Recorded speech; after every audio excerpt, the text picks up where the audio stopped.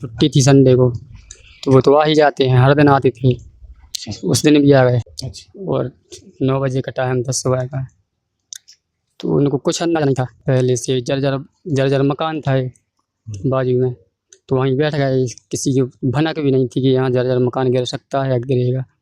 तो वो तो सहज ही बैठ गए बाल बच्चे, शिवलिंग निर्माण करने लगे अपने अपने कोपरे में। बनाते बनाते 9 बजे वो दीवार गिर पड़ी, गिरने लायक थी बिल्कुल। वो खूंट में से बिल्कुल दरार खा गई थी वो दीवार। उस पर किसी ने ना कोई गौरगिरी की, न आयोजक ने, न दीवार मालिक ने, और उसको यूं ही छोड़ दिया और कार्यक्रम का आयोजन कर दिया। जो होगा सो भगवान जाने, हमें तो कार्यक्रम से मतलब है। बच्चे 9 जबे थी और 9 तो बिल्कुल मेरे तक निकले। मैंने हाथों से निकाला था 9 बजे। मेरा भनेज बुलाने गया घर पे, कोई टेंट कर गया, तो वो भी यहाँ पे बना रहे थे। वो बगल में थी थोड़ी वहाँ बाजू में, तो सेब था, घर पे खबर देने पहुँचा। तो हम बिल्कुल तत्काल आए 1 सेकंड में लुंगी लगा के। तो मैंने आकर के देखा तो मैं तो घबरा गया कि ये इतनी बड़ा ईंट डली है, बच्चे इसके नीचे हैं, कुछ नहीं बचा होगा। तो हम तो गड़बड़ा गए बिल्कुल, ईंटें फेंकने लगे यहाँ जो बने। कुछ नहीं दिख रहा था मुझे, कौन आया कौन नहीं। अपनी अपनी ईंटें निकालने लगा, क्योंकि मेरे भी बच्चे हैं, भतीजे हैं। मेरा भी भतीजा एक ख़त्म हुआ है। कितनी उम्र थी भतीजे? 11 वर्ष की। आशुतोष प्रजापति, 2013 का जन्म था उसका। अच्छा। वो 4th क्लास में पढ़ता था, एक ही बच्चा था। तो वो सब फिर निकाले हम लोगों ने, तो बिल्कुल खरपच्चे उड़ गए थे बाल बच्चों के। निकालते जाएं ईंटें हटा के, और तिरपाल हटाएं, और एक तिरपाल डली थी, उससे सांस ऑक्सीजन नहीं मिला, तो बिल्कुल बचने का कोई चांस नहीं था। ऐसे दबे थे वो, पूरा मलमा उनके ऊपर पड़ा था। 9 बच्चे बिल्कुल दबे थे। निकाले तो किसी के सर नहीं है, किसी की आंतें निकल आई, खून में खच्चा खच कोपरे भर गए थे वो बिल्कुल। बहुत ज़्यादा 2 ट्राली मलमा डला था उनको। श्री राम कथा हो रही थी। रामाधर पंडित जी हैं गुफा के, वो हर वर्ष आते हैं, जैसा भी उनका मैटर हो वो आते हैं। और वो ठीक भी नहीं है व्यवहार में, तो वो आते हैं और उन मिला-जुली करके भागवत रचा देते हैं।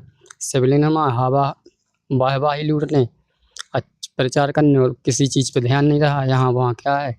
और जिसका मकान है उसने भी कभी ध्यान नहीं दिया, उसने अपने मकान बना लिया अपने हार में, वहाँ पर रहता है सेब। अच्छा, वो यहाँ पे रहते नहीं हैं और मकान था उनका पुराना वाला। तो जी पाछे की बस भी दीवार गिरी थी, वो जी गिरा है बाद में? ये बाद में गिरा, जब हम लोग को सेव कर निकाल लिए वो लाश हम बच्चों को, निर्मम बिल्कुल यार। कुछ भी मुझे सही ढंग से देखा भी नहीं है, निकाला है पूरों को। 9 निकल गए बच्चे, यहाँ पे पड़े थे, यहाँ पे छोड़ दे गए। ना कोई चिनार पड़ रहा, ना सब कपड़ों से चीना, कोई का परिजन, कोई कैसा ही छीना। फिर मेरे भी खबर आई कि आंसू नहीं है, आंसू को दो। मैंने कहा हे भगवान आंसू ना हो इसमें। अब वो तो होना ही था, क्यों नहीं होगा, उसके दोस्त थे जो। ऐसे में मैंने निकालते वो आंसू भी निकल आया। उसको कपड़े से मैंने पहचाना, वो बिल्कुल निर्मम। कुछ चित्र उड़े थे उसके, सर फटा था, खपड़िया आदि भी नाप की थी, बहुत निर्मम था। फिर निकाला, यहाँ डाल दिए। फिर एम्बुलेंस आ गई, जब तक धोती उसमें डाल दिया। कोई सेब नहीं था, ना किसी की सांस चल रही थी, सिर्फ फॉर्मेलिटी के लिए ले गए कि यहाँ पे आया। एक बच्चा है, मेरा भांजा है। अच्छा। और एक और रजक का बेटा है।